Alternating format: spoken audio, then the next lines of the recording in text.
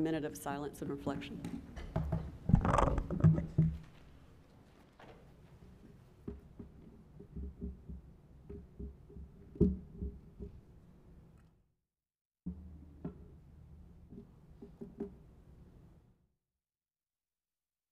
Thank you.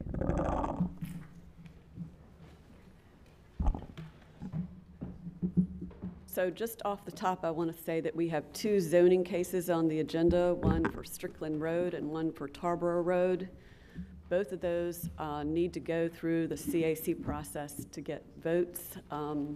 Their next meetings are October 8th. And in order for us to consider the votes from the CAC, we would have to hear that on our meeting on the 22nd of October. So my intention, unless there is a number of people here to speak on Tarboro Road, is to defer those until the 22nd of October. Is there anybody here to speak on Tarboro Road? Can you come back on the 22nd of October without?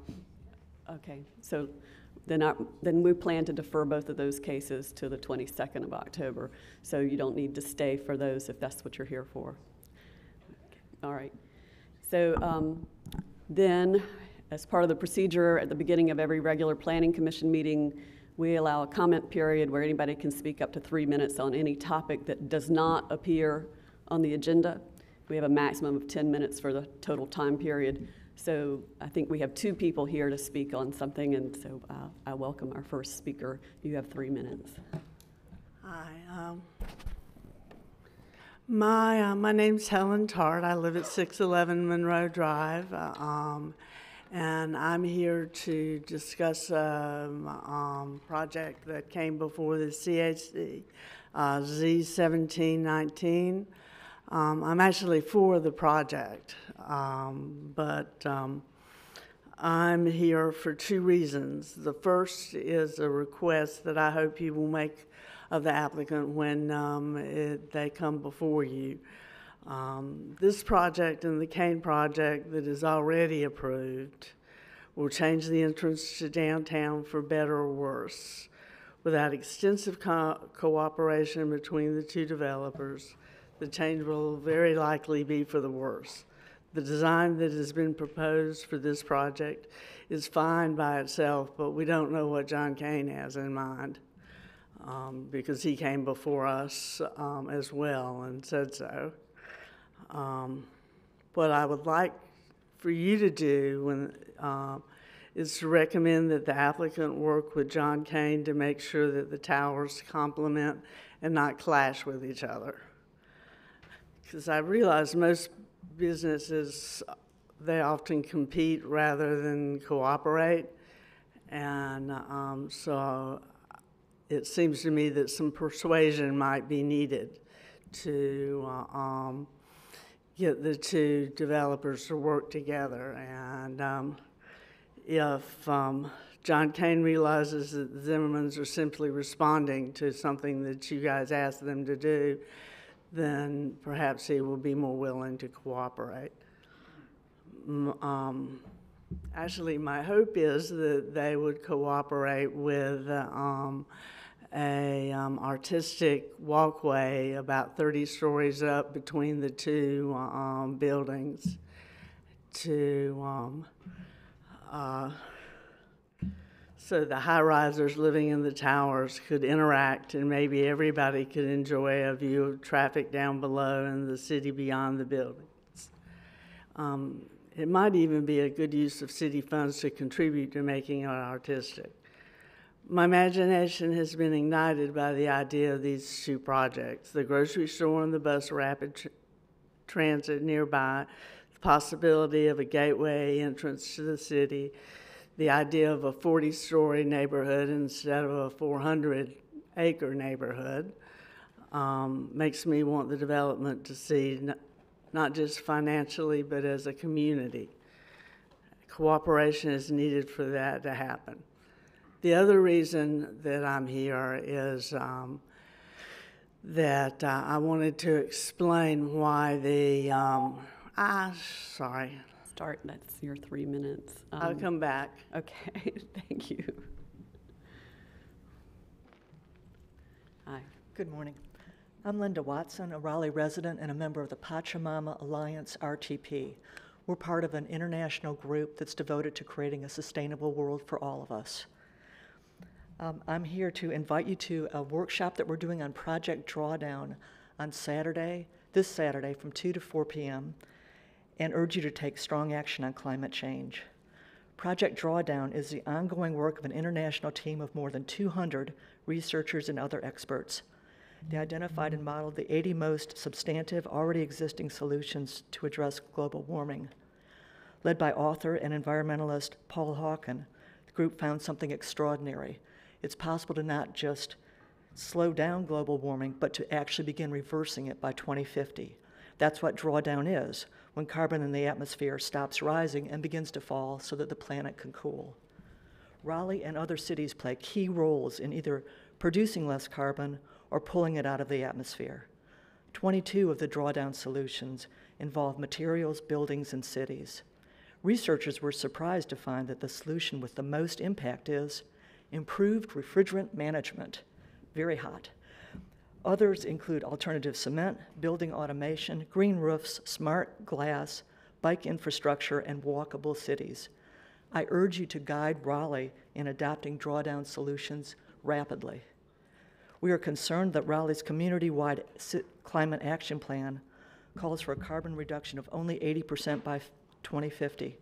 This is better than no target, but last year's report by the UN's International Panel on Climate Change called for net zero, a 100% reduction by 2050 to keep global warming under 1.5 degrees Celsius. Every fraction of a degree leads to extreme weather, hunger, disease, and forced migration. The U.S. Fourth National Climate Assessment called out Raleigh as one of 3 cities in the Southeast most vulnerable to the urban heat island effect and future heat risk. We ask you to plan for resilience through our building codes, green purchasing, energy conservation measures, and by increasing our tree canopy. I hope to see you at the workshop on Saturday, and if you can't make it, I hope that you'll read about Drawdown. I have copies of the thing, and just please remember our house is on fire, and we need to act urgently. Thank you, Ms. Watson. I have a quick question. What Yes. did you say that your name of your organization was? It's the Pachamama Alliance. Chua word. Yeah, and Pachamama is an earth goddess from the Amazon. How nice, thank you. Very good, thank you. And Linda, where is the workshop? Thank you. It's at the J.C. Ralston Arboretum in the Education Center this Saturday from 2 to 4. We'll have another one in Pittsburgh at the end of October, and I've spoken with the sustainability staff here about having one for city employees. I don't know how interested they are in that, but I've spoken with them about it. Thank you. Thanks. Please pass around the materials. Catherine. And if you would hand everybody a copy of the poster.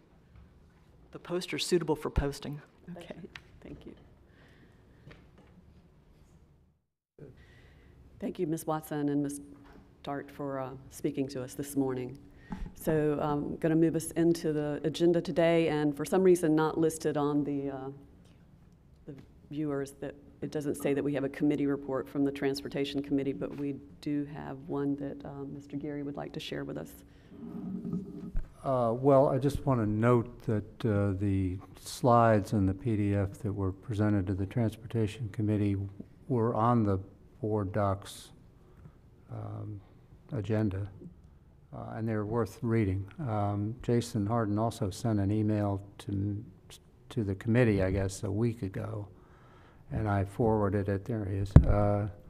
Forwarded it to everyone on the commission this morning. It's got information about transit-oriented development and equity in Charlotte, in Denver, in Indianapolis, and our staff's white paper on that topic. And I think they're really important to read and really important for Raleigh to going forward. So I just want to make note of their presence on our agenda today.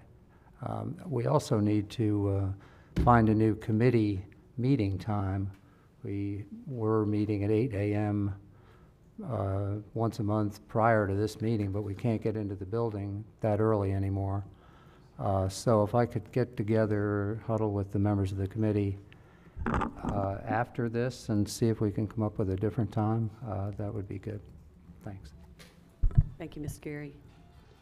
So the only item in old business we have is a case that we've deferred to October 22nd, Z2319. We won't hear that today. So moving on to new business.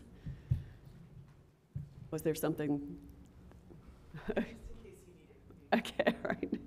Moving on to new business, let's go to CP 1019.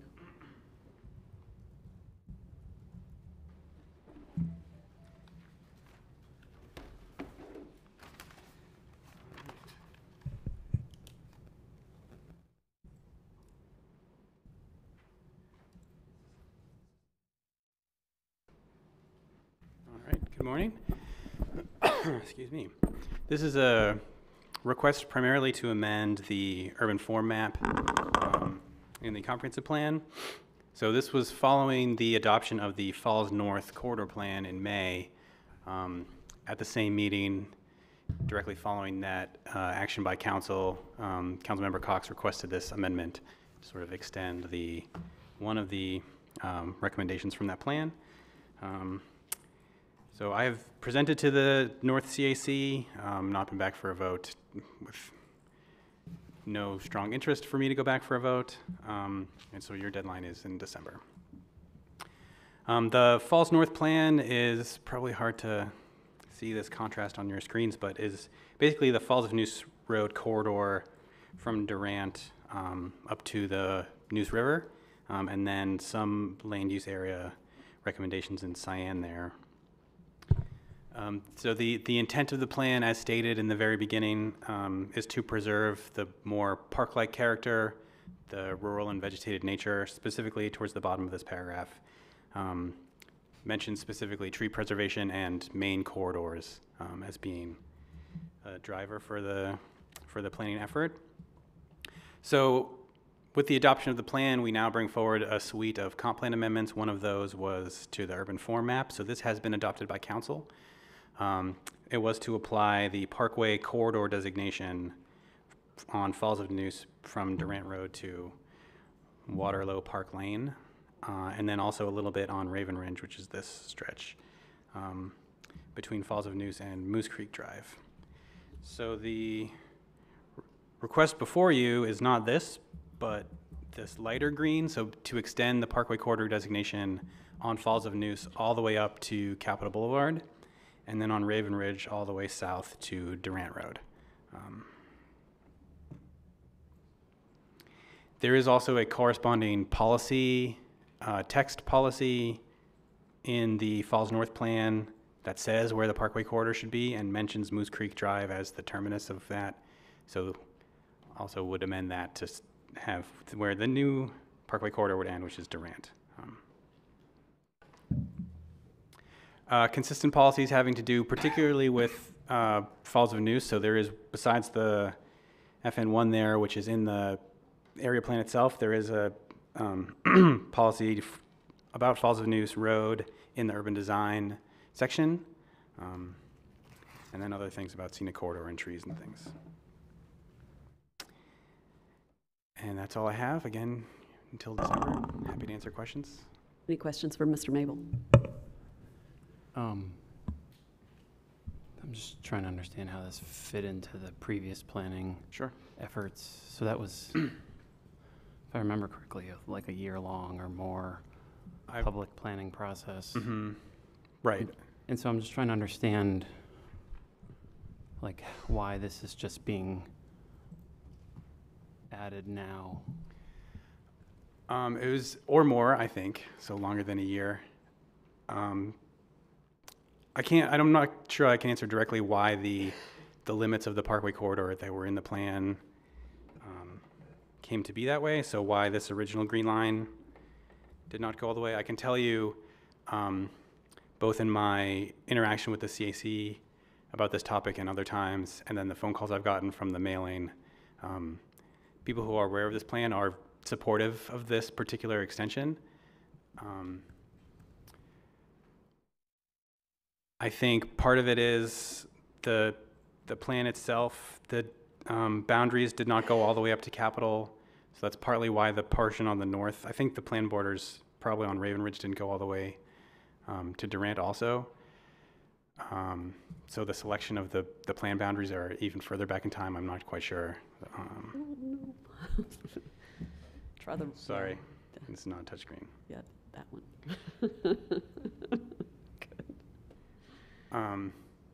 So I think your answer is these stretches of these two roads were not in the boundaries of the Falls North Plan, but the community would have preferred as much Parkway corridor as they could get, I think. Okay, even though it wasn't part of the public process. So this hasn't been through the public this is the first part of the public This is process. right. So the comp plan amendment is the extent of the public process so far. So I have been to the CAC, and as is our practice, have done a mailing for everyone affected within 100 feet of the corridor. I've received quite a number of phone calls. Most people really concerned mostly with the road and whether roads would be widened. And after hearing the explanation that it's a land use policy, have either lost interest or been supportive. It's going through the UDO required public Yeah. process, but I guess maybe what you're saying is it might have been a more comprehensive process with prior amendments, but it's going through the notice and coming to planning commission is the public process. Okay, thank you. Mr. Gary, did you have a question? That section of Raven Ridge, is it wooded now? I believe that particular part, so there is some parkway frontage already in the area. I can't recall precisely where it is or not. So conditions vary along the corridor. There are existing tree buffers in some locations and not in others. The impact of the parkway designation in the comp plan is very simple. It means that if a rezoning comes in for a property along Falls and News Road, in order to be consistent with the plan, they have to ask for the parkway frontage. And if there are trees in the parkway frontage today, they have to preserve them. And if there's not, they have to plant a 50-foot buffer street yard. So that's essentially the impact of this change, as well as just being a policy statement on the map that this is the type of corridor we want. So there's nothing sitting in that parkway frontage zone now, other than trees, I mean. Oh, wait, are there buildings in the 50 feet? Yeah, there's Can't- nothing that would be pushed off the, Well, you know, again, the standard is, I can't remember there being any buildings within 50 feet of Falls and News Road. But if there are, and there's no regulatory impact on the current zoning until someone decides to file for a zoning change. So if there's a building within that buffer and the property is zoned, say it's in a residential district, there's no extra requirements put on that property. It would only be if they were going to change their zoning district to a mixed-use district, they would have to ask for a parkway frontage. And of course, if they were going to do that, there would be a high likelihood that the property would be redeveloped, at which point might be possible to meet the 50-foot buffer. But there's no impact on properties that are not asking for a rezoning. and no one objected to this. Not that I'm aware of now. So I guess I just asked the question because that stretch to Capitol has primarily, at least from what I can see, commercial parcels. Yes, especially up closer towards Capitol. So I just, I'm just thinking about how this significantly could impact even a tenant improvement to some of these commercial developments. Again, this is not by itself regulatory. Only that tenant improvement involves asking for a change in zoning district. With this policy, and it's still policy. Okay. You could conceivably approve the case inconsistent with the frontage recommendation. But in order for a staff determination or a recommendation that the case is consistent, it would need to have the parkway frontage attached. If they already have mixed-use zoning without the parkway frontage, they can continue to utilize that zoning, and this has no impact on them. Okay. This is just giving you guidance for future rezoning cases. Any other questions for staff at this time? Okay. Oh. Was there something? Okay, I thought I saw you about to ask a question or give some guidance. So I just want to remind everybody of the process. So the applicant and proponents for this case will have 10 minutes, a total of 10 minutes to speak. After the applicant speaks, then proponents will have 2 minutes each to take up the 10 minutes. And then opponents will have 10 minutes to speak. Each speaker has 2 minutes. And we ask that speakers don't duplicate comments. And after the comments are in, the applicant will have 2 additional minutes to respond to any issues or questions raised. So at this point, if there's anybody here from the applicant, that would be the city, wouldn't it? Right. Sorry. All right, so if there's anybody here that are proponents, please come forward. Any opponents, please come forward.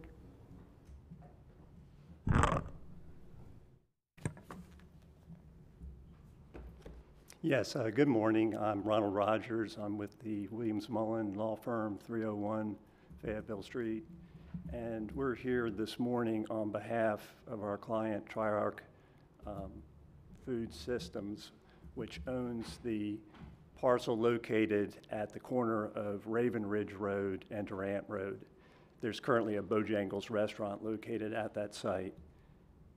This is the southernmost part of that Raven Ridge extension that you see on the map. Obviously, we have no concerns or objections to the Falls of the Neuse Road designation, but we do have concerns about the application of this 50-foot buffer to the southern section of Raven Ridge Road. To provide some background, our property was part of the Falls River Master Plan that was rezoned back in actually 1994. As part of that master plan, the southernmost 100 feet approximately of Raven Ridge was abandoned and relocated. So that whole section on which our property is located is actually something that was planned and designed and landscaped in accordance with that plan. And what we're concerned about is, since we're in a zoning district that's sort of a legacy district, it's a planned development zone, that it's not like the normal analysis. So what we're asking is that you take this to one of your committees and study it further. Thank you. Thank you. Any questions for the applicant before we consider the request? Yeah, how far up Raven Ridge does that planned development go? Right. The approved, when it was approved in 1994, it extends actually about 1,500 feet from the intersection. So it's well landscaped right now. There's a sidewalk, there are trees, there are natural areas. It looks fine. It was designed deliberately that way. This wasn't an instance where you had pell-mell development along a section of the road.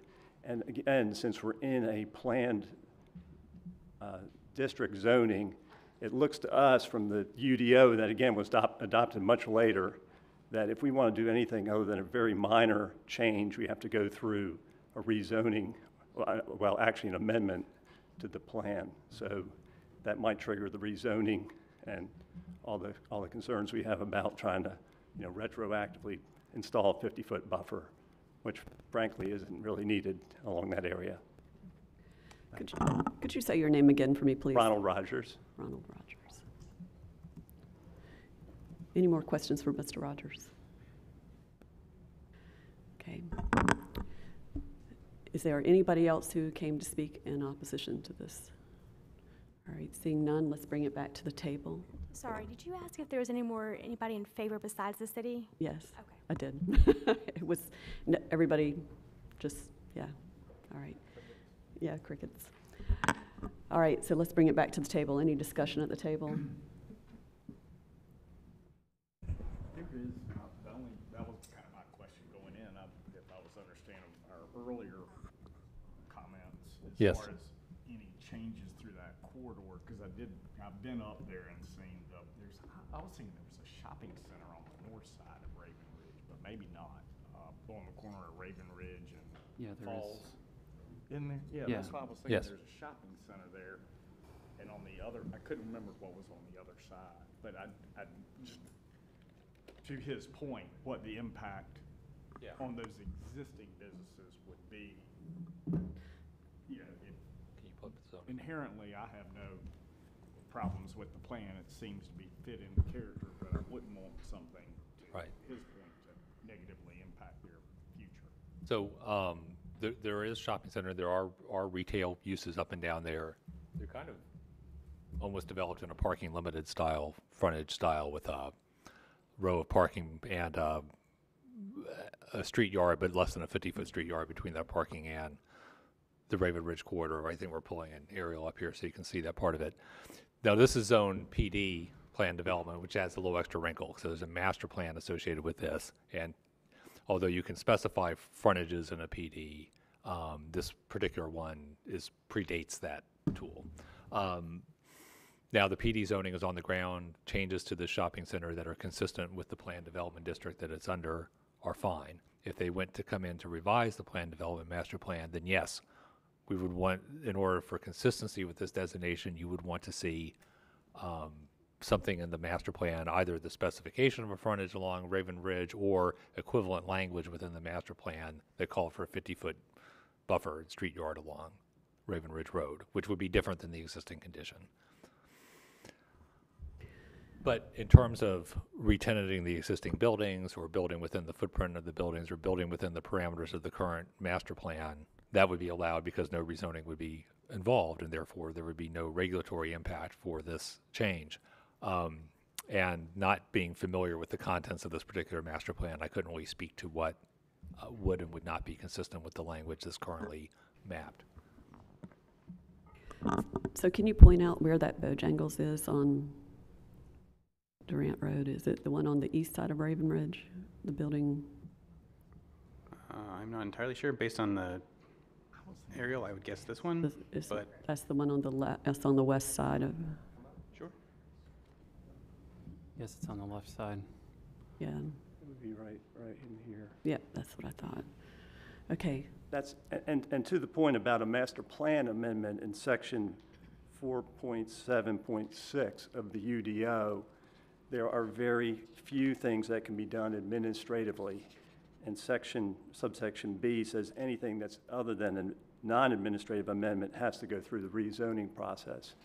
So the question is, does that then trigger the need, if you're doing something other than this very short list of minor things, if you have to go through and amend the master plan, does that then require you, as a condition to that, having to put in the 50-foot buffer area retroactively? Well, there's policy guidance that would say for the zoning change to be consistent with the designation on the map, there would have to be a 50-foot buffer along Raven Ridge Road.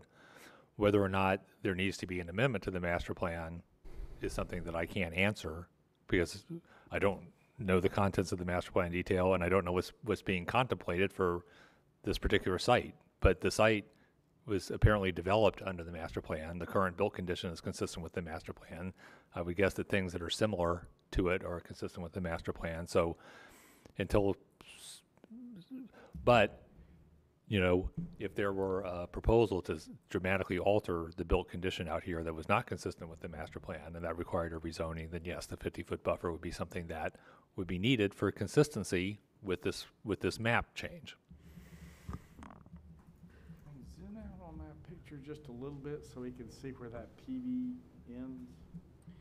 Basically, what they're trying to, like previously it looks like it ended at the PD, and this is saying that it will extend through the PD, which seeing that is troublesome to me. See, it actually ends right there. Mm-hmm. That adds a lot of question marks. I could come down a little bit. Wait a second. Zoom out, sorry. It's the PD, right? Yeah. A little bit farther, but I mean, to the point, I mean. What's the point? Yeah. I mean, well, clearly the intent, they want consistency through the whole corridor, but I don't know if extending it into the PD is necessarily a good idea. Nothing there is park-like at the moment at all. Yeah, you know. exactly. So, Would create that's kind why of it's a heavy confusing lift. to me. Yeah, for the future of that. Mr. Mabel, do you know if we've had any calls from people in that particular part of the area that got mailers? I believe just Okay. the gentleman who just spoke. So we don't know if we had any calls in support for that particular part of the area. No, again, people were just looking for more information. Okay. But you said generally people were in support when they got in touch with you. I didn't know if they were Or not in objection. Let's not in say that, objection. yes. When did this start? Well, how was it initiated and who initiated it? I think I missed that. So it was in May of this year, on the 21st of May, the Falls North Plan was adopted. And then after council action, Councilmember Cox, who represents this district, requested this additional comprehensive plan amendment. And then it just goes through the system? Right. Huh. Is R1 over on the left-hand side? Mm-hmm. Does that So this is the follow Raven Ridge, or? This is the E.M. Johnson Water Treatment Plant. Okay. Which I believe also accounts for this pool on the south side. There you go. So no residential uses in the R1 district. Okay. So that current little hook going there, nothing's going to change there. So I mean, I think this is also I think staff evaluation would say this is not fronting on Raven Ridge Road unless something were to happen there. But again, it's city property owned by public utilities. So the commercial uses down there from Durant they go up to about that property. Is there a cross street up there just above Shadow Lawn? Is there another cross street just right in there, right there? Getting up to Or is it all, I can't. Savannah Oaks Way, I suppose, would be. Yeah, that's further up than I thought. I was looking at all this, what looks like wooded area down below in the PD. Right. Yeah, down to right there where there's kind of empty lots on either side. Mm-hmm. Yeah, so if the the parkway frontage came that far, since there's already commercial there, could we suggest a change to have it stop there? I mean, I can't reference a cross street because there doesn't seem to be one. I think those are power lines I'm seeing. Mm-hmm. Sure, yeah, and I'm happy to come back in 2 weeks and present a little bit more information. There is the other issue that Mr. Tomasula brought up earlier of sort of a similar situation. You're going to reach up towards Capitol. Most of this is already pretty wooded, but I think these are all mostly commercial properties. So I can come back with fuller information about existing zoning and uses on the corridor. And whether there are 50-foot buffers already. I mean, those look like they could be already 50-foot buffers there, so they wouldn't necessarily be struggling with that particular recommendation. Probably not, no. When we look back at where Raven Ridge is coming down, I think there appears to be something getting ready to be redeveloped. There is a active zoning case on this property here. We were looking further down at where those power lines were. Yeah. Those two right, empty. The brown square. Right. So I would have to look into that Kind of further. looks like something might be going on there, but I think I'm willing to gamble that the intent is to preserve the existing trees within the PD, kind of where it stops just north of that site. Yep. And I don't know whether that can be done or not, but clearly, once you hit that site, it is commercial. There are no trees there now, and I would hate to create a difficulty for the shopping center tenants or owners and tenants in there. Just my thoughts. So we could just defer this, or we could move this to committee of the whole. I mean, I'm puzzling over what's there, and I think we all should go out and take a look at it. I appreciate the objection to it. I don't really understand the proponents' thinking on it, so it'd be worth finding that out as well. I mean, not you, Sure. the original proponent.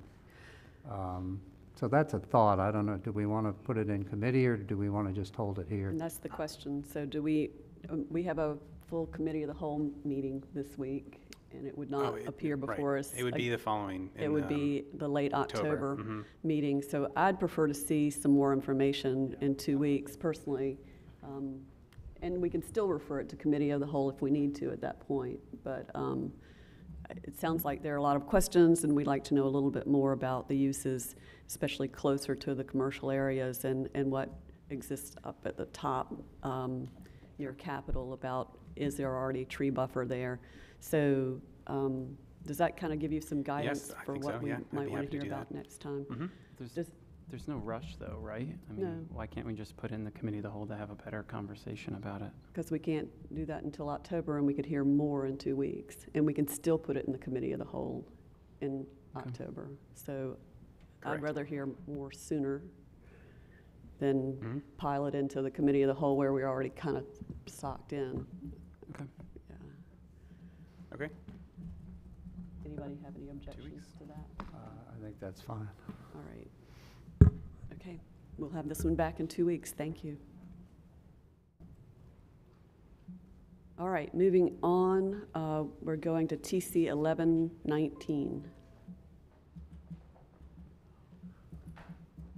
Not sure the proponent has a lot of time to deal with this. Who's the proponent?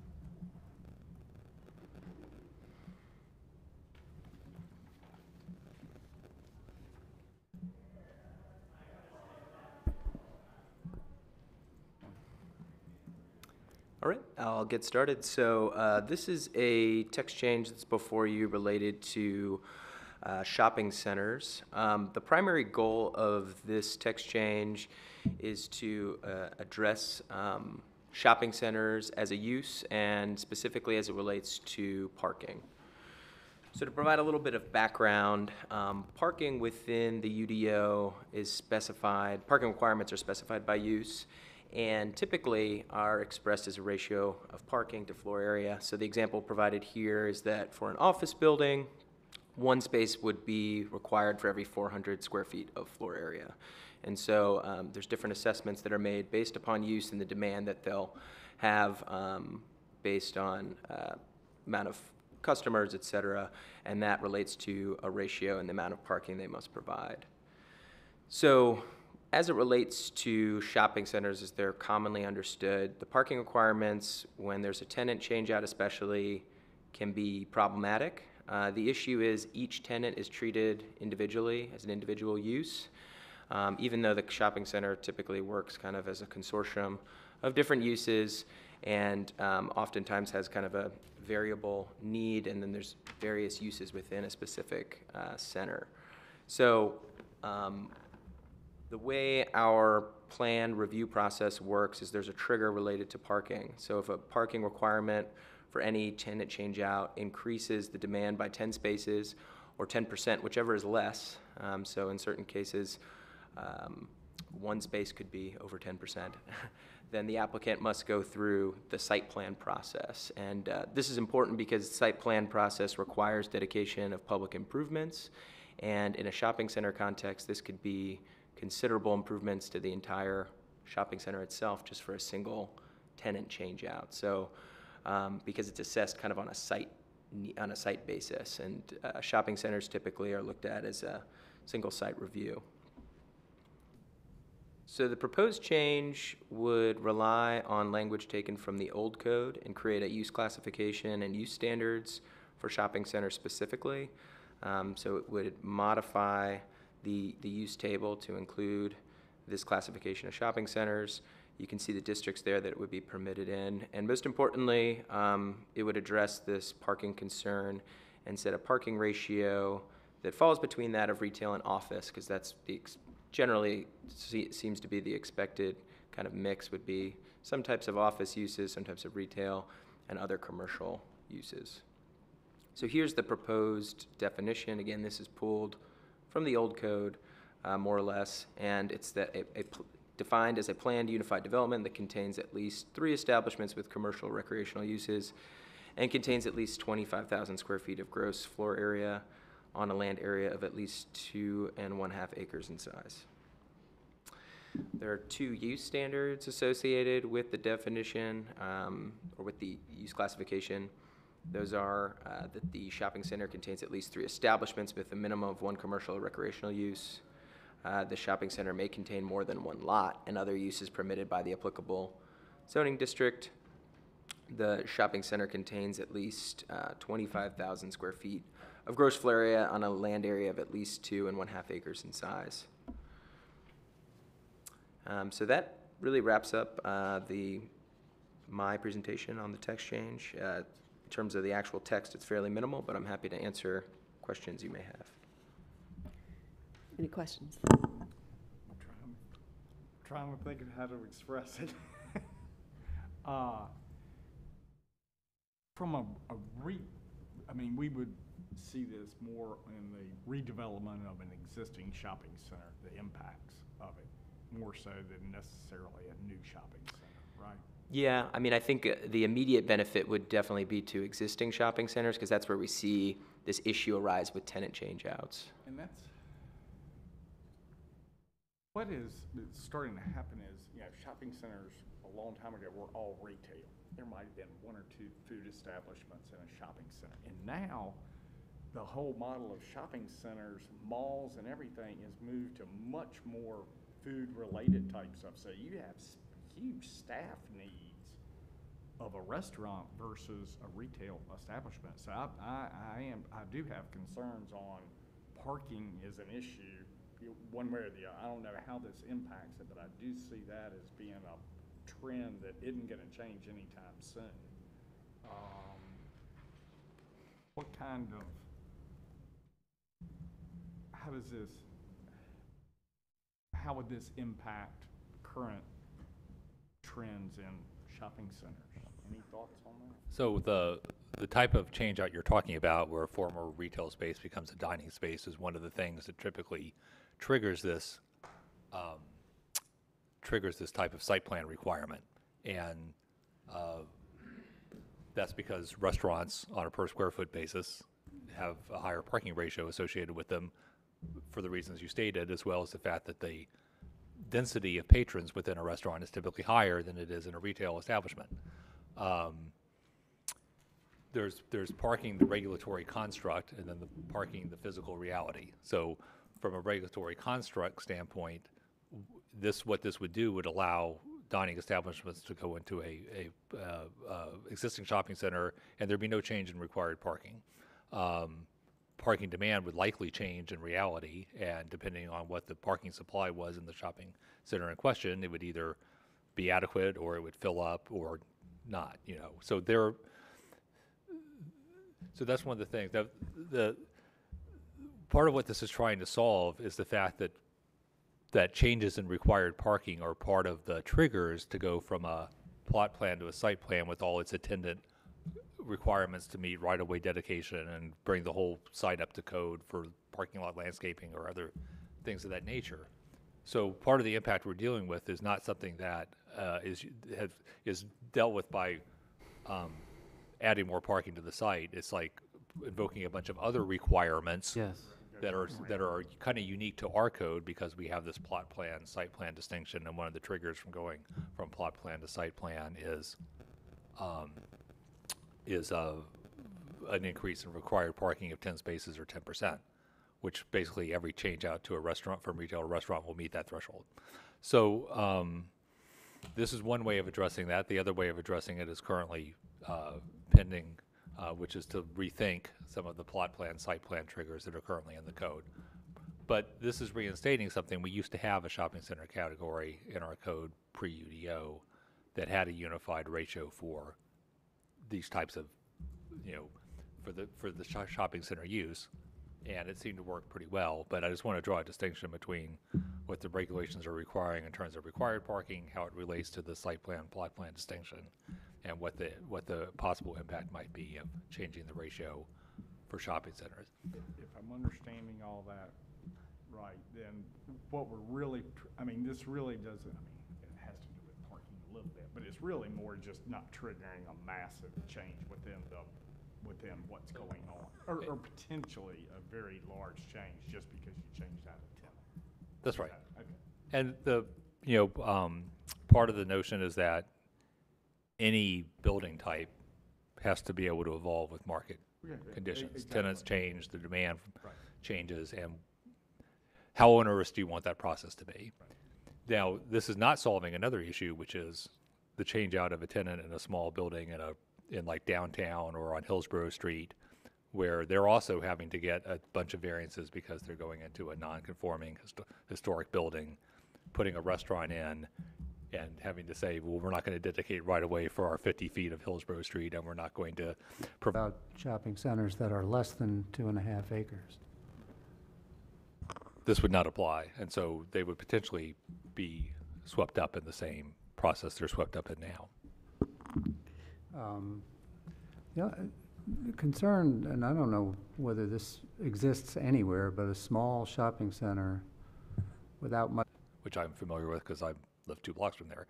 And of course, as part of a larger revival of that corridor, now our parking regulations exempt all of those uses because they were in a PBOD and now they're in an urban frontage.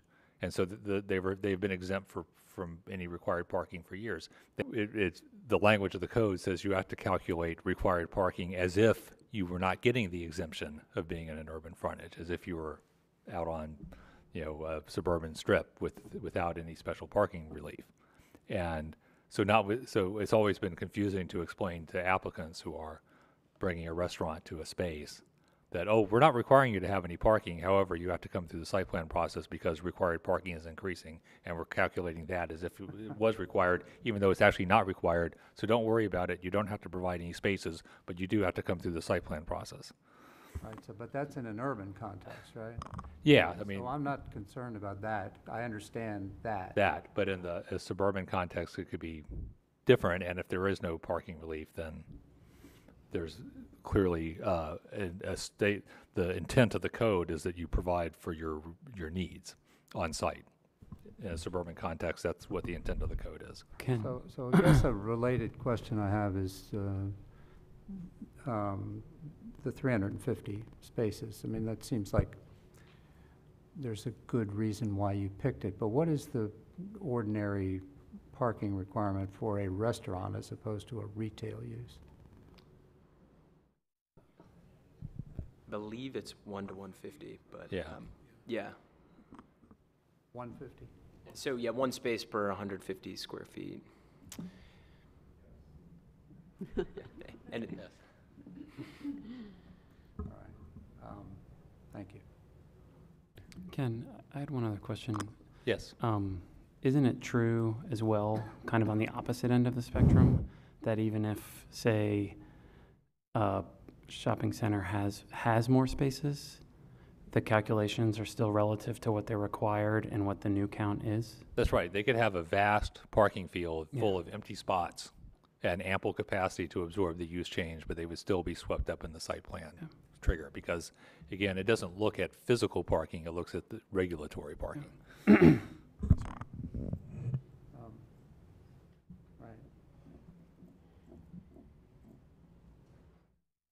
Any more questions for staff at this time? Okay. Is there any concern or plans to look at sites that are less than 2.5 acres?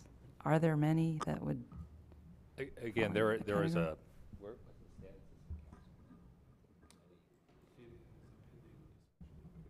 Okay, so this is pending in council committees to look at the site plan, plot plan distinction, and part of what you may have heard of, some regulatory hurdles that some recent high-profile restaurateurs have run into. Jolie up on North Person Street, poolside buys, because they were all considered site plans, and therefore, given the fact that they were reoccupying long vacant historic structures, ran into a ton of variance issues because they were site plans instead of plot plans. And there are other issues with it as well. Not unique to that, even the reuse of small suburban outbuildings could fall into this. So there is a process to look at this plot plan, site plan distinction, an idea that's going to be presented but has not been vetted with the council and nor authorized to move forward is maybe instead of looking at parking in these places where it's not required, if we've exempted you from parking requirements, then the code will also not make that a trigger for plot plan. But again, that's at this point a speculative idea, but it's one idea that might solve a lot of the issues that we've been seeing in the older parts of the city where old buildings are finding new tenants, but having to run into a much more lengthy regulatory process with trips to the Board of Adjustment than they would otherwise like. Thank you.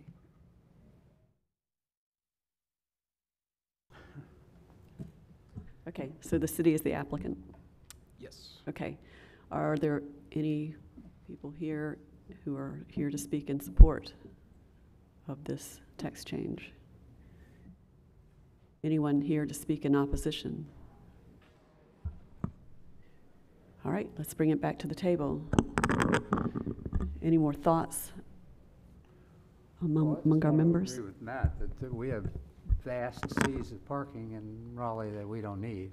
I mean, this allows for, I think, honestly, more interesting, more creative, adaptive reuse of a lot of these shopping malls, strip malls, et cetera, that have kind of gone by the wayside to some degree, and allows for a little bit more creativity and reprogramming of them. I mean, I think we're seeing it at Gateway.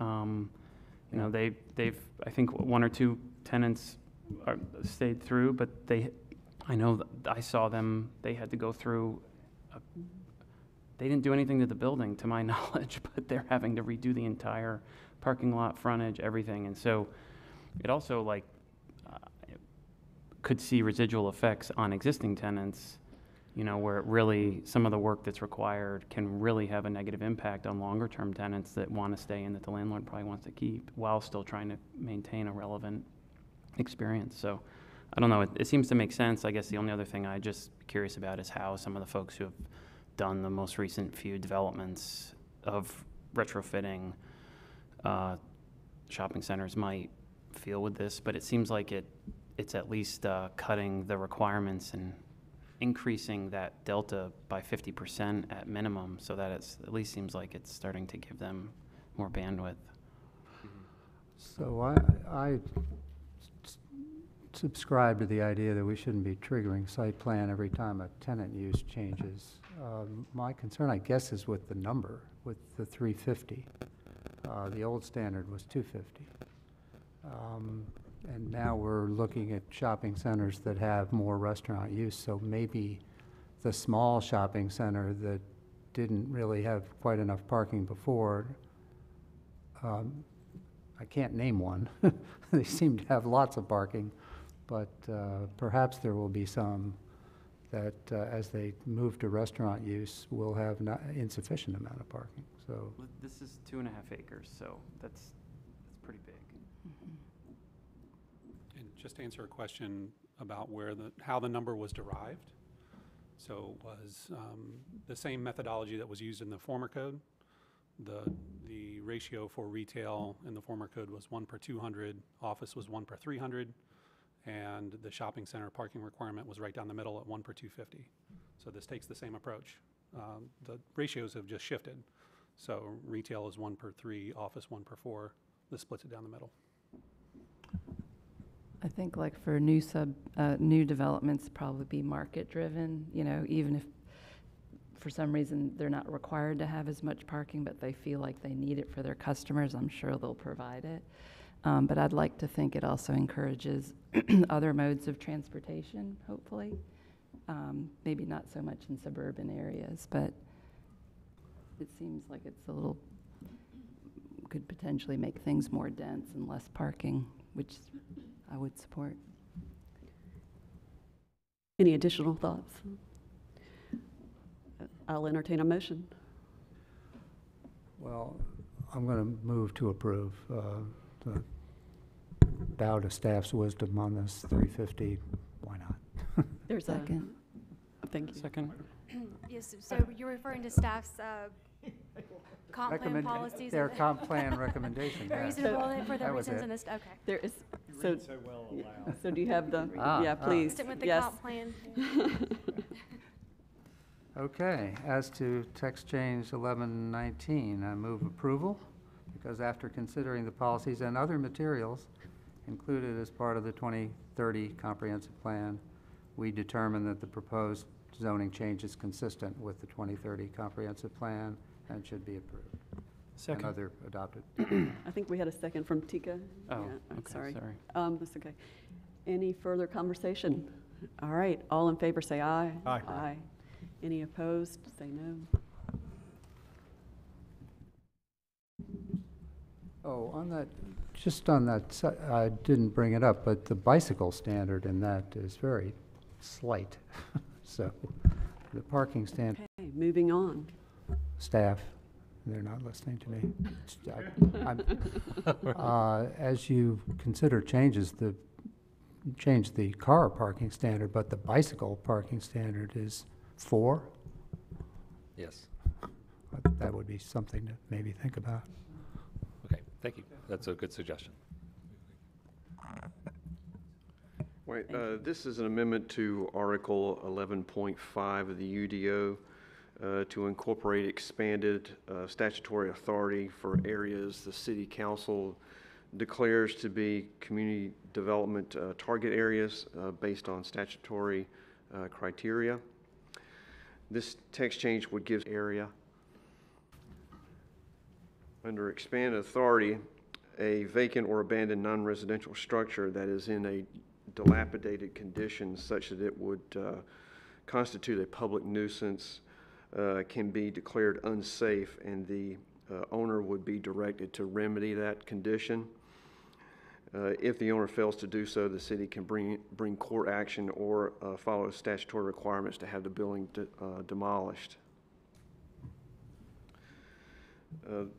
This text change will define community development target areas and allow its designation, and it will also provide how notice is served and provide appeal language and the measures for enforcement of any possible penalties. This is a text change that was authorized by the City Council and drafted by the City Attorney's Office. I would just make a note of that, and I'm available for any questions. Any questions from Mr. Holland or other staff? I have a question. Was there an instance that triggered this? I'm not aware of any specific instance, but the City Attorney's Office may. No, and we have Deputy City Attorney here, Dottie Keebler, who can answer any legal questions. She was involved with staff with drafting it. If there's any, I don't know if she knows the answer to that question or not, but we can. And Nicolette Fulton is here as well. Thanks. From our office with code.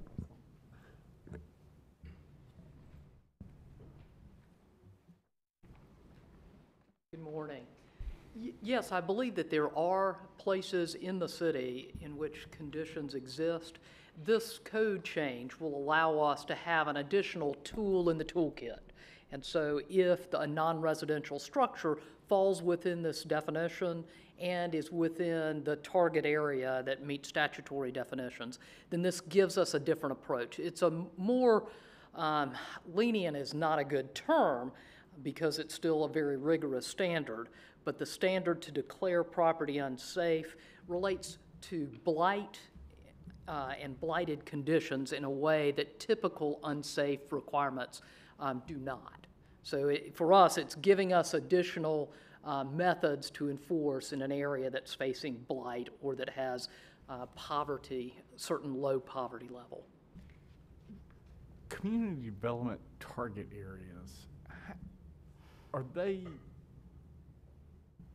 currently identified all over the city, or is this the type thing that once we see a blighted building that, well, maybe that should be in a community development target area? What's kind of the order of things on that? No, and this is statutory. So the state statute allows the elected body to establish the community development target area. And the code language tracks the statute, or the proposed code language tracks the statute which sets out certain statutory criteria. In essence, what the council will be asked to do under this code change is be provided by staff with information establishing that these statutory criteria are met. And so the statutes come in part out of the redevelopment laws, and they do set standards that relate either to blight in the area or poverty in the area, or could be a combination of both. I have a question about, I'm sorry, my question is about, what about buildings that have historic relevance? Would they be protected with this? So this would not change the historic overlay districts. This would not change any zoning requirements, and that would be an issue pursued through another avenue. Okay, forgive me, I don't think I'm clear. I'm not talking about specific districts. I'm talking about maybe buildings, because a building can have historic designation and not necessarily be in a district. So if it is a landmark building, if it is a building that is going to be protected by historic regulations, then those regulations would apply as opposed to these unsafe regulations. No. The council would have to, the council would have to declare the specific area in which this new language would apply. Just a clarity, the city does have some existing redevelopment areas that were declared in the past using the blight findings of the urban redevelopment law, but those are not automatically qualified as community development target areas under this. So at this point, there were no such areas designated, and affirmative action of the council will be required to designate them. That's correct. Thank you. So if I have a blighted building and it's not in an area that would be designated a community development targeted area, authority power to either condemn that building or fix it. So I'll let Nick talk to you about that. Nicolette Fulton with the City Attorney's Office handles much of the code enforcement. The short answer is we'll have to follow current standards under the law, and this new change would not apply. So right now, our 11.5 under the UDO is not as robust as to what we are allowed under North Carolina General Statutes 160A 426. If we are allowed this text change, the powers under 160A 426 subsection B and C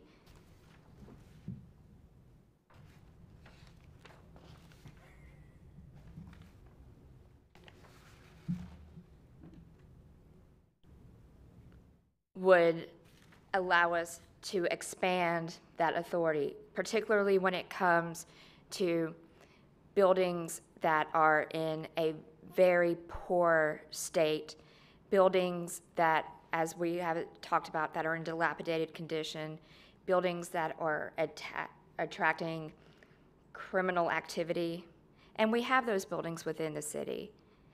And Mr. Geary, going to your question, you know, we as a city, when it comes to enforcement, want to make sure that the city and our charge is pursuing what we're allowed to do under the UDO. But if our hands are tied because of the language that we're given within the power of the UDO, we're not able to do that. And so if I can chime in, a building that is not within the community development target area and is not subject to this code change, if it's a non-commercial, if it's a commercial building, non-residential, our existing unsafe ordinances would apply. That would set a higher standard. Blight isn't a consideration when declaring a property unsafe. Hazard to the public safety, such as the likelihood of walls falling or the building spontaneously combusting. So those are the issues. A higher standard under the unsafe than is allowed with the code change. And just to speak to one more issue when it comes to this community development target area, that would only apply to buildings that are vacant or abandoned and that are subject to this blight, dilapidated, attracting and vacant or abandoned and non-residential building buildings or structures. It would not apply to residential buildings. So that is also within the state code, that there would have to be a separate ordinance change for it to apply to residential buildings. I do have a question with regard to residential, the definition of residential. Was it the most recent use? Was it the original use? Is it zoning? I can think of a lot of, I can think of a house. A building type, yeah. A building type that I have seen, I mean, it's falling into disrepair, but it was originally a house. It's zoned currently commercial, and last use was commercial, but it's a house. So from the unsafe statutes and from the code language that is proposed, the higher standard is going to apply to both residential and non-residential. And so this new standard, the blight-based or poverty-based standard, the community development target area, will be non-residential buildings or structure. And from the city's perspective, we might look at what the use was or is currently. If it is vacant and abandoned, what its use was immediately prior. So that's going to depend on how the facts come forward to the inspector. But all buildings within the city will be subject to the expanded definition consistent with state statute of making sure that they're not subject to the bad conditions of walls, overloaded floors, defective construction, decay, unsafe wiring, what your typical definition, the statutory definition of what is an unsafe building. That would apply to all buildings. I guess my knee-jerk reaction is I thought we weren't in the planning world like using this sort of language anymore. Well, it's just like, I don't know, it just, maybe I'm not understanding it, maybe I'm overlooking something. And I don't want to, I know that there's state statutes and all this stuff, and I don't want to like cause a huge issue out of this, but it just, I don't know, something's not sitting right. I have a kind of similar question. I understand life safety and health issues like that. Those are pretty definable and understandable, and you can assess them. But how do you determine if a building is tended to attract persons with intent on criminal activities? How's that determined? So that, again, is going to be fact-based, and it's going to be the responsibility of the inspector to have the information to support what's basically an administrative determination. So the council's role is to establish the area. It's the inspector's role to have the facts sufficient to justify use of this code provision. And if I can back up, some of the language, if I were drafting this without the state statutes to cabin my discretion, I would not use the language that exists, but we are stuck with state law. And the cases that interpret these unsafe provisions are very clear that we can go no further than the statutes allow us. And so to ensure that we are consistent and in compliance with state law, we've used the language of the statutes. That's really important in the enforcement context, because if we have an active enforcement where we're in the right, but we get to court and are challenged because we didn't track the statutory language, we might have a bad result. And so we are using that language that the General Assembly has obligated us to use instead of what we were doing if we were creating this from the get-go. Just so I can kind of visualize, how large of an area typically is a community development target area? It usually goes by census tract or census block group. So at a census tract level? Or even as small as a census block group, so not a very large area at all.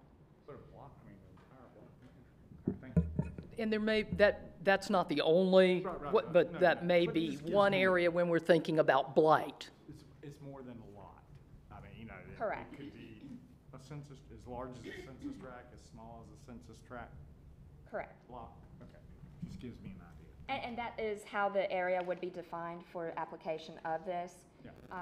So that area is defined, and if the property were located within that area, it could be applied to that. Thank you. And I'm sorry, I don't have the ordinance in front of me. What are the city's options when it declares a property in a community development target area? When it declares it blighted, do we have any options other than to tear it down? Can we fix it up? Yes, we could make an order to repair, to vacate, to close, to demolish. And the facts that the inspector has will determine what decision the inspector makes. But you're talking about ordering the owner to do something. Yeah, I'm talking yes, sir. about what options does the city have? So the code says that the owner is the entity that needs to make the first step.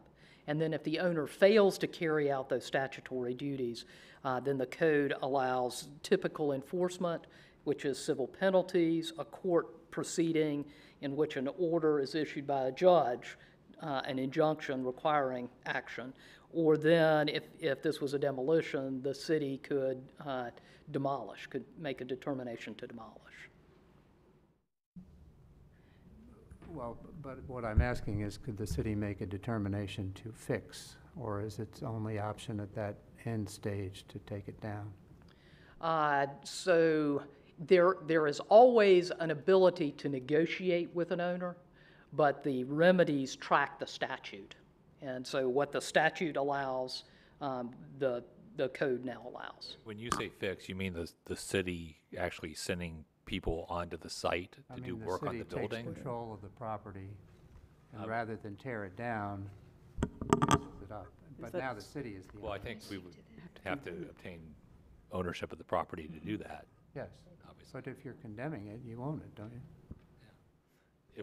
If we condemn a property and take possession of it, then obviously it's within the city's power, if any other owner of property, to decide what to do with the structure on it, whether to rehabilitate it or replace it or to sell the property to another party to do one of those things. That's correct. I mean, is it I'm broadly sorry. characterization, absent this authority, that the city's ability to take action against a vacant, dilapidated property that's creating an unsafe condition is much stronger if that property was used for residential purposes than if it's commercial. And this is somewhat bringing, for these areas, commercial property into parity in terms of what our enforcement options are, or is that a mischaracterization? I think it is giving an additional protection to the city for areas of blight that need special treatment and special consideration for vacant buildings that are causing, or abandoned buildings that are causing significant problems.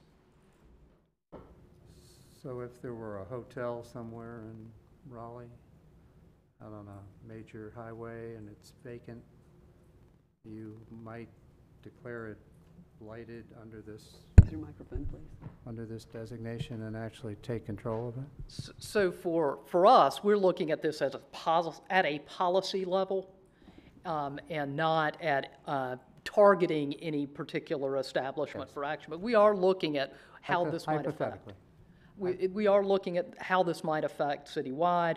One of the other things that we did in putting this together, Ms. Fulton and I met with the folks in community development, and we met with the folks in planning to make certain that we understood what impact this might have citywide. So, but we're looking at this as changing the code citywide.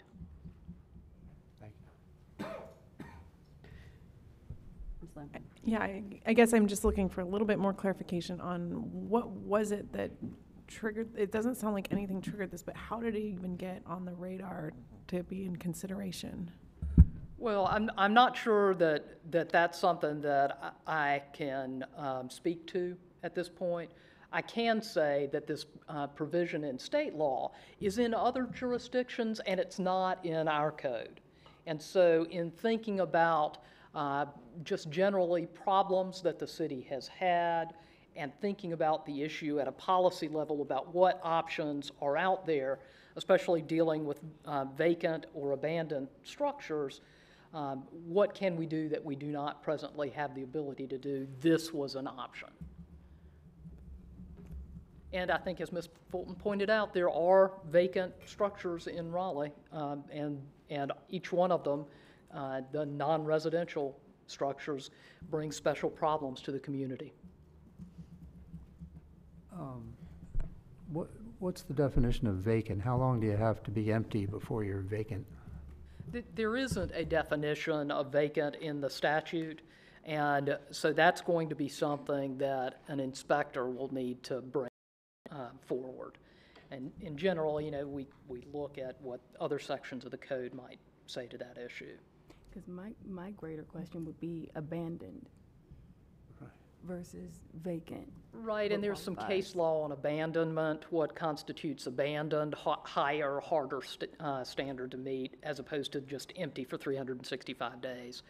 So that would be something that Ms. Fulton and I would work with the inspector to make certain that our evidence, when we brought forward an abandoned building, was consistent with state law. And more so to your point, it's more so a point of clarification about potential criminal activity. It's, when you were talking about the investigation, it's more so when you're going in and you see maybe paraphernalia that should not be there. Is it more something like that as opposed to, this is what I presume could happen in this establishment? Or items that are actually visible? Correct. It would be based on actual factual information, not based on assumptions. Can I go a little further? It would be based on police reports, actual reports of criminal activity taking place, or as you stated, paraphernalia being observed. So my only thing on that point is, you know, we're having this discussion here and now about that and saying hypothetically, or it would be based on police reports and that sort of thing. But, you know, let's say 5 years from now and they don't have that same discussion. I mean, is it detailed in that it says it's police report, it has to be this, it has to be that? It's not. So it could be anything. 5 years from now, somebody could have a different interpretation and say it could be anything.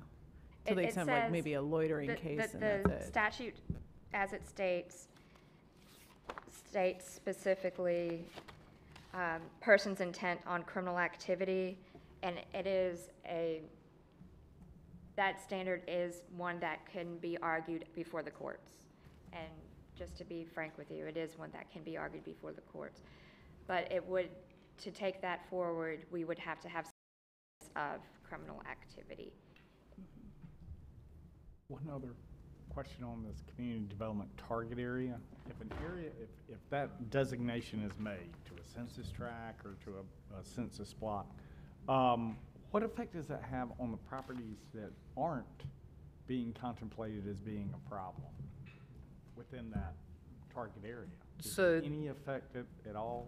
So one of the issues that I think that we have talked about internally, and one of the administrative processes, is whether the community development target area will have a limited time associated with it. And so that is something that we're considering administratively when a designation comes before council. The designation only allows the additional trigger so that we can deal with vacant or abandoned buildings in a community development target area. Not all buildings. But there is no other effect of other structures within that zone? There is nothing under the unsafe provisions that applies to a building in a community development target area. So once council designates an area, only a vacant or abandoned building is going to be subject to the slightly less rigorous standard. So it would not make any unintended changes or allow anything else to go on to structures within the community development target area that aren't vacant. the target area is only related to the unsafe building. It's not related to any other planning or land use activity. It's just the council designates this one area that needs special attention in general, that there are bad problems coming from vacant or abandoned buildings that can't be handled in another way.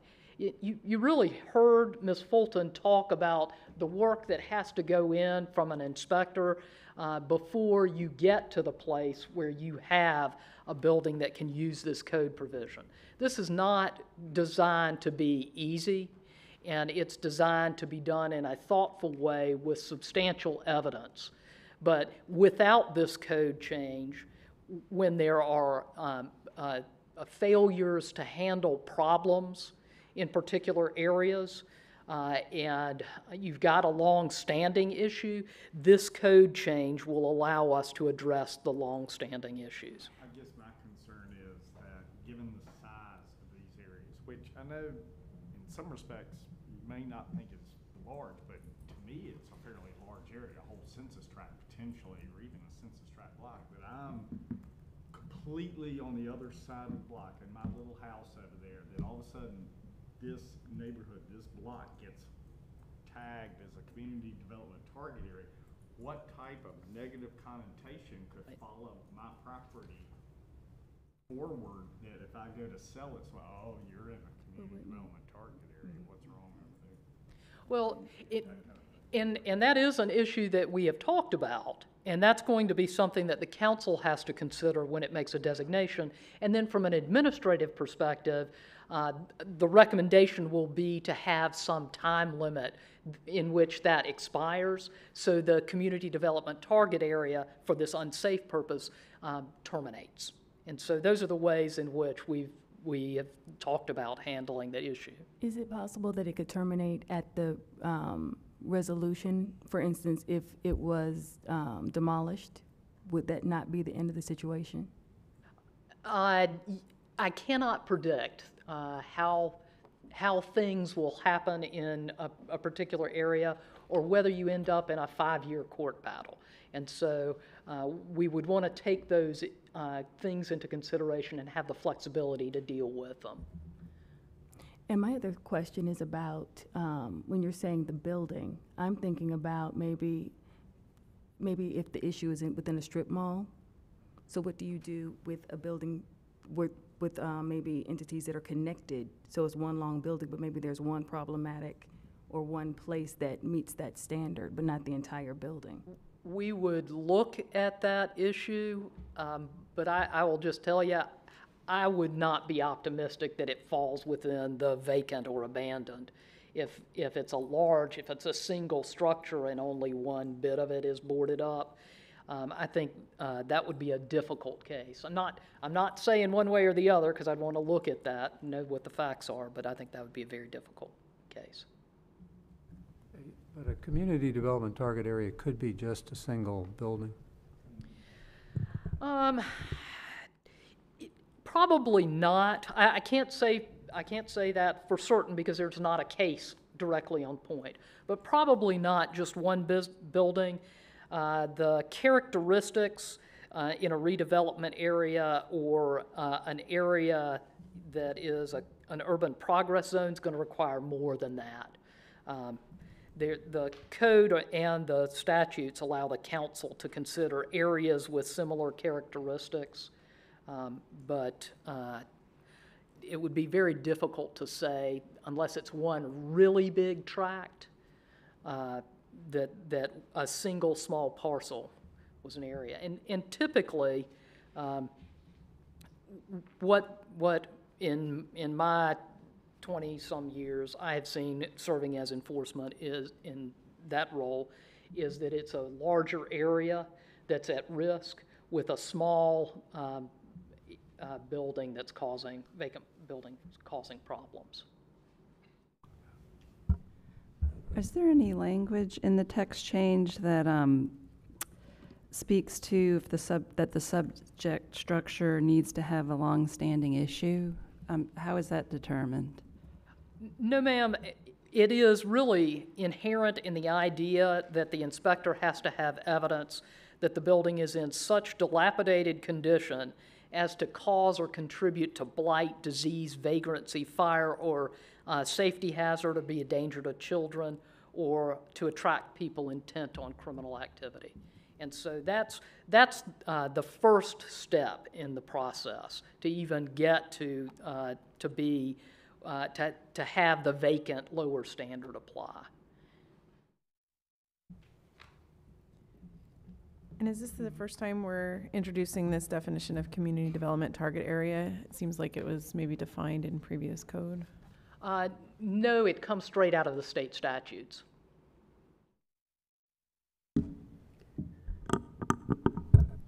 All right, I have one more comment. I think that this tool is useful and helpful in solving structures that are, magnets for continuing to promote problems in, particular neighborhoods or whatever. Some of the language just, I'm not that comfortable with. I understand that you're probably taking from the state language, and I'm not a lawyer, and I pretend to be, or even understand the law half the time. Didn't stand But Holiday Inn. is there an opportunity here to introduce language that achieves the same important goal, but feels a little more contemporary and equitable? So I am going to go all lawyer on you and to say that every time we deviate from the statute, we inject into our code. And so from the lawyer's perspective, to have a defensible code, which is really important in a situation in which you may be ordering someone to do something they really don't want to do, to either repair a building that has been vacant and abandoned for a long time, or to demolish it. You want to be sure that your code survives judicial challenge and review. And so, though I know what the General Assembly has chosen is clunky, I think it very important for the city to follow that language.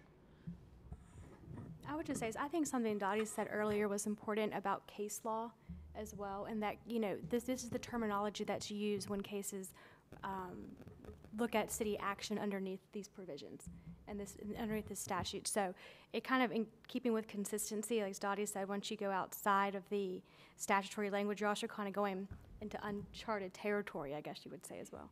So.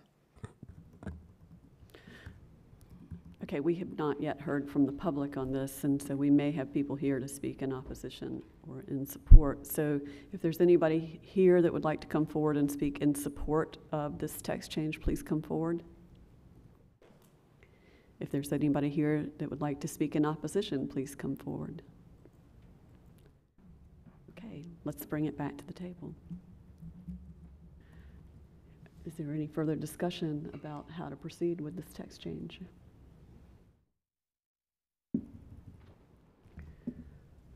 I'd like to think that we have fully contemplated all the ramifications of this. I will be the first to admit I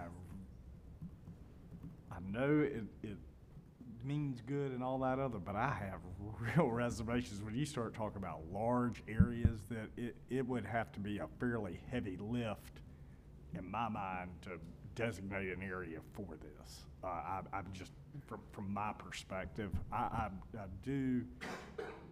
have real concerns about the impact that it could have on surrounding property owners. I mean, that's what I'm looking at now. And I would have to guess that this is really targeted for a really bad situation that you're gonna have to, you can't deal with this under other unsafe building guidelines that we have within the city, that this has really risen to a fairly high level. So I'm gonna look at it that way and take it for that. But I hope that as this moves forward that we can really define the length of time that this goes on and really give serious contemplation to what impacts it will have to other property owners within the community development target areas.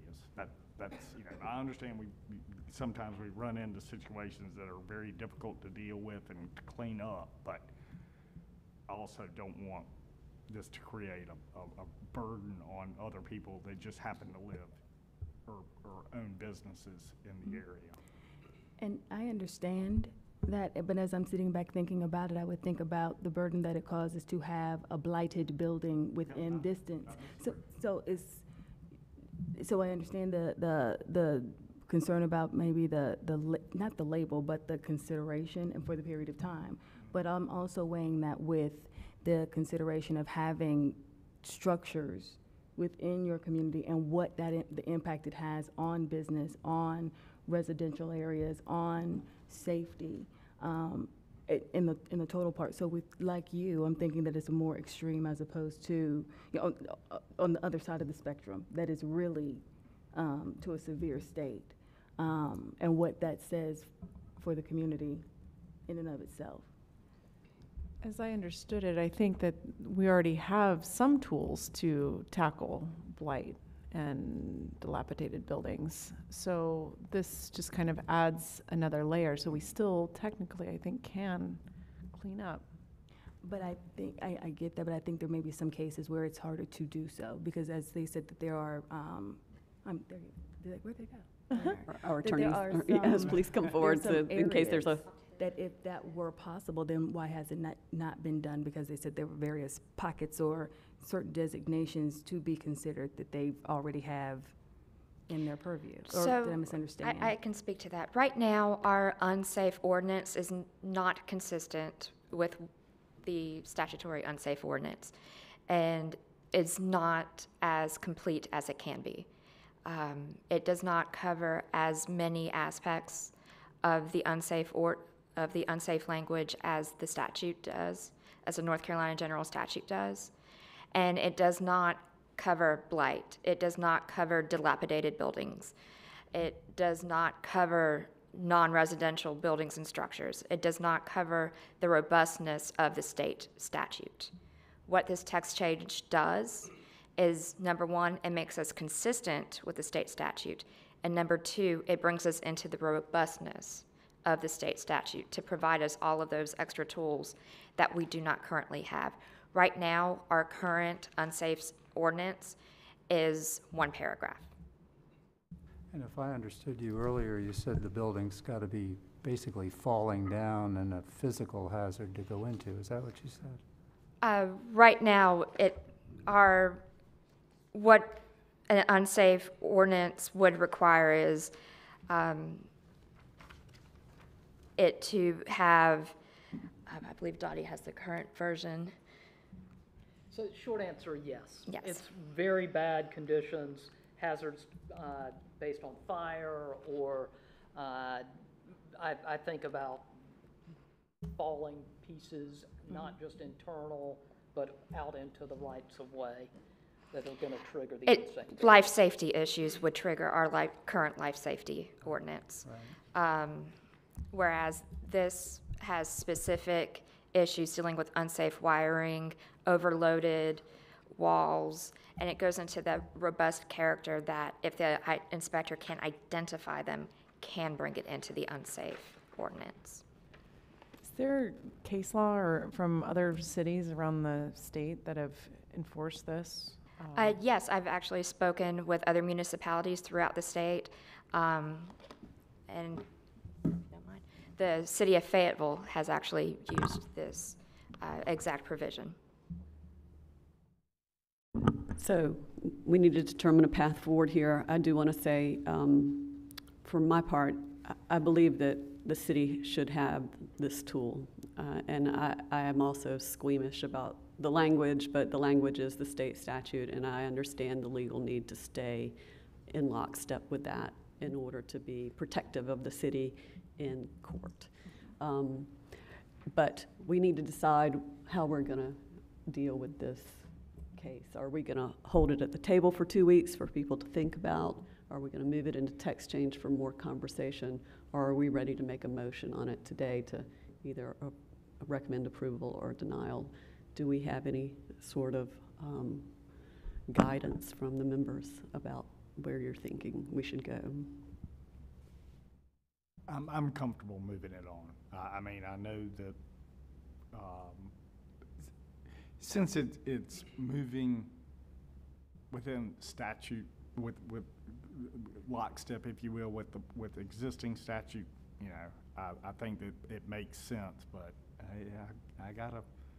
That's my question is probably you're a little bit higher level than that, even as far as the heavy-handedness, but that's okay.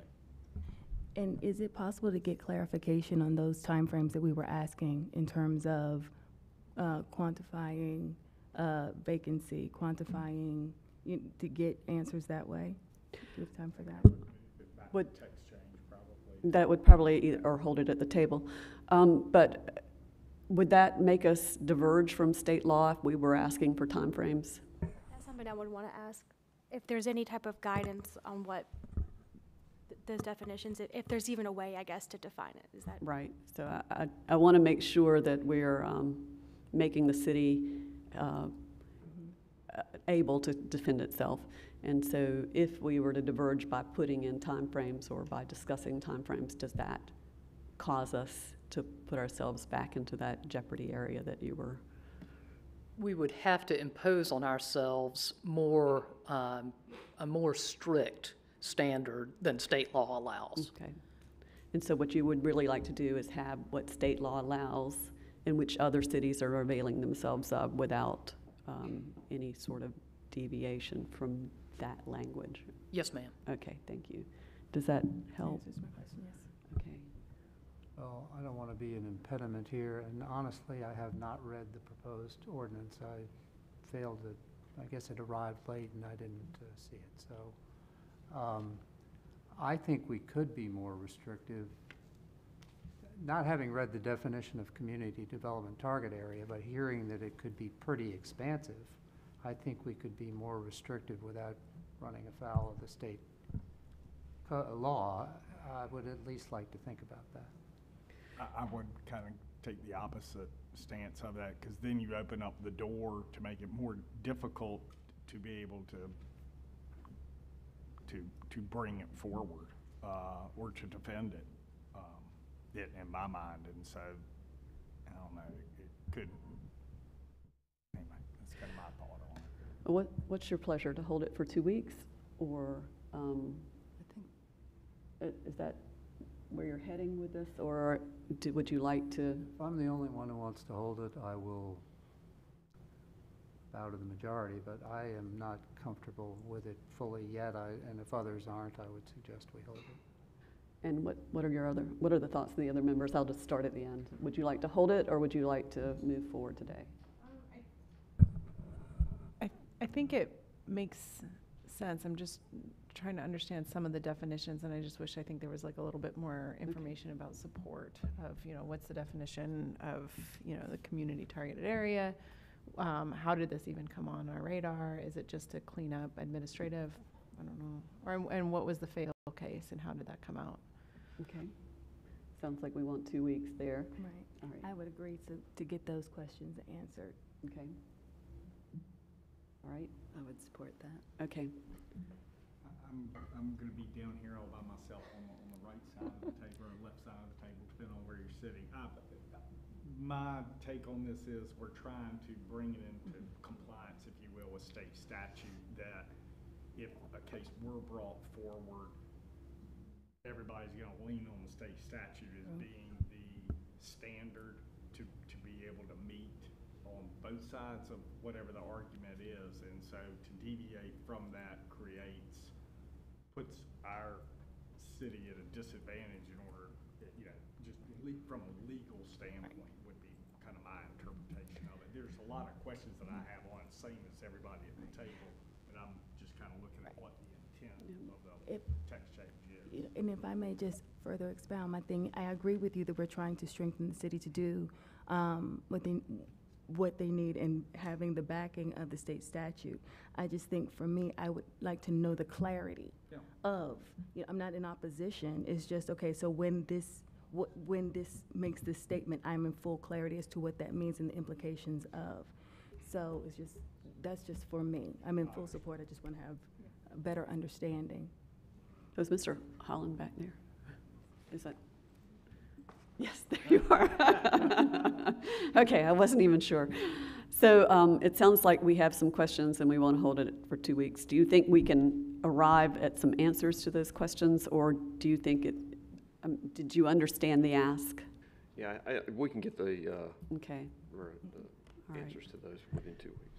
I would be prepared to move it forward. It sounds like David would be prepared to move it forward today, but I think there's enough concern about just getting a better feel for it and having an opportunity to read it that we should hold it for 2 weeks. And so I'm good with that if there's no objection. I mean, is there anything? Okay. All right, so we'll hold it for 2 weeks. Is there time sensitivity to this in some manner? I am not aware of a deadline. I know that we try to move as quickly as possible, but there's not something pending. Yeah, moving this within 2 weeks, you're still within your time frame for making the determination. I didn't know if there was some specific case or something that could be floating around. Double check. And if I would suggest if members have questions that come to mind during the 2 weeks, please go ahead and reach out to Mr. Holland and let him know what those questions are so we can try to move this forward next time. All right, thank you. All right, that brings us to the approval of the minutes for September 10th. Anybody want to make a motion about that or have any concerns about them? Motion to approve. Do we have a second? Second. Any further discussion? All in favor say aye. Aye. All right. Any opposed? Okay. All right, moving on to report from the chair. I have been waiting for the assignment from Wake County to finalize our plans for committees. So I may make just a few people swaps now that Ms. Lampton is here.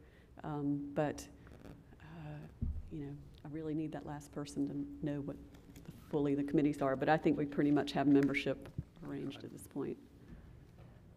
I would urge you to think about moving ahead, just given their pace. All right, so you think it may not be this year at the rate we're going? I don't know. Okay, all right. Well, that means we're going to continually be short here and having difficulty meeting quorum at times. So please, if you can, make the meetings. It's really important. Okay, so that's my report from the chair. Any report from members? I just wanted to make an announcement that the Sir Walter Raleigh Awards is Wednesday, October 2nd. Excuse me. And I encourage you all to come out and support that. It's a fun event, and it's also nice just to support great design in our city. It starts at 5:30 with refreshments, and then at 6 the awards begin, and it's being held at the Raleigh Union Station. All right, and now the report from the planning director. Sure. So update from the September 17th City Council meeting. TC 419, which was the erosion sedimentation control ordinance, was approved. Avon Ferry corridor study and comp plan amendments was approved. They have retained the proposed street grid for Mission Valley while the issue with plot plan, site plan is worked out, that it may come back and actually end up in the comp plan at a later date. You remember that was the one sort of bone of contention while this was under review here at the Planning Commission. TC 819 mechanical plumbing examining boards and Housing Appeals Board was scheduled for a public hearing on October 15th. That'll be in the afternoon. 3 items scheduled for the November 6th public hearing: Z619 Davie Street and Harrington Street, Z1819 Ponderosa Service Road, and Z1619 Fayetteville Street. Public hearings for 3 items have been continued to November 6th and will also be discussed in Growth and Natural Resources Committee. Those are Z2518 Lead Mine Road TCZ 119 Spring Forest Road and TCZ 219 Durley Road. And then the public hearing for Z 1919 West Street was closed. That's the CAM site, and the case was deferred to October 1st. In addition, you may recall having worked on a text change for building height as related to whether we should have a height and feet cap. You reported a recommendation back to council. Council considered that recommendation, and now they have authorized a specific text change, so that what you voted on was just a recommendation for a text change, not the text change itself. But the text change itself, which will be a pretty simple one, is coming back, simply removing the height and feet for taller buildings in the table. Similar, but not quite identical to the recommendation that you put forth. So expect to see that at a future meeting. Thank you, Mr. Director. So we have pending items for the Committee of the Whole on Thursday evening at 4 p.m. We actually have a very full agenda for cases. So be prepared to go as long as to 7 p.m. on the evening. And let's make sure that we have as many of us there as possible because we need quorum to hear them. So I don't want to miss that meeting because these are starting to stack up on us. And then looking back, I got to find my, where did it go? I just wanted to make note that Michelle McIntosh has said a while back that I believe she won't be at that meeting. Okay. Yeah, so it will be important for us all to be there. Thank you for reminding us about that. Text Change Committee will meet on the 15th of October. We have the omnibus text change in there, so we'll be able to talk about that next meeting. And Strategic Planning does not yet have another meeting planned, and Transportation Committee wants to talk about when you're going to meet. So do you want to do that offline after the meeting? Yeah. Okay. All right. Any further business to do today? All right. Meeting adjourned.